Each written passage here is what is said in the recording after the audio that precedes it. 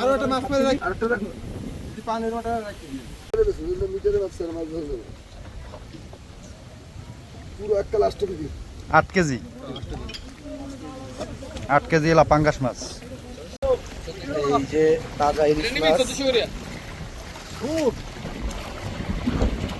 একবারও ছোট না।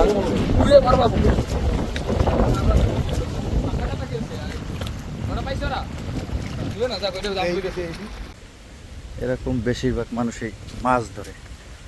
আর আমি এই জায়গায় আইয়াও বড় বড় ইলিশ মাছ পাইছি, তারপরে আপনার বড় পাঙ্গাস মাছ পাইছি 8 কেজির।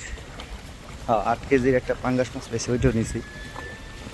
এইখানে একবারে তাজা মাছ, ওইটা জীবিত এখন, নদীর পাঙ্গাস, অনেক মজা। জিজ্ঞেস করে দেখে পাইছি কিনা। ভাই মাছ কি পাইছেন? পাইছেন কি মাছ? চিংড়ি। দেখি চিংড়ি মাছ পাইছে, আপনাদের দেখাই দিয়েছে।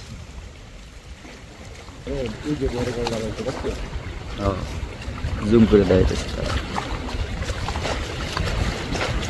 একটু জাগান দি ভাই, দুই একটা চিংড়ি মাছ মেবি লাগবে না, এই জন্য চিংড়ি মাছ নেওয়া হয়েছে। এই যে চিংড়ি মাছ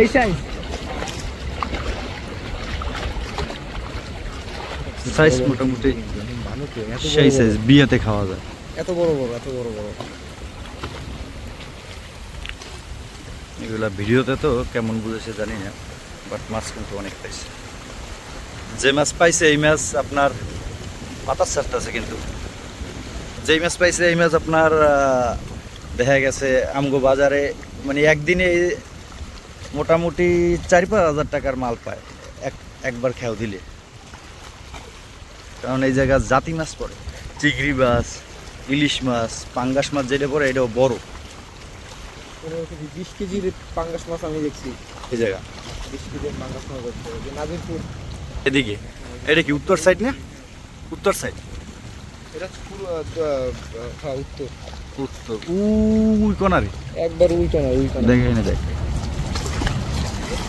এই যে কোনে হ্যাঁ এই জায়গা, না এই জায়গা, এই জায়গা উল পাশে হ্যাঁ এই যে এই যে এটা সোজাই কোনায় যেমন সোজা গেছে না ওই জন্য করে দেওয়া যেতেছে। হ্যাঁ ছোট, হ্যাঁ এই জায়গা করে ও ওইটা নাজির, ওই যে নৌকাটা দেখতে পাচ্ছেন ছোট, আর ওই পাশে নাজির, আর এইটা পড়ছে রামচর।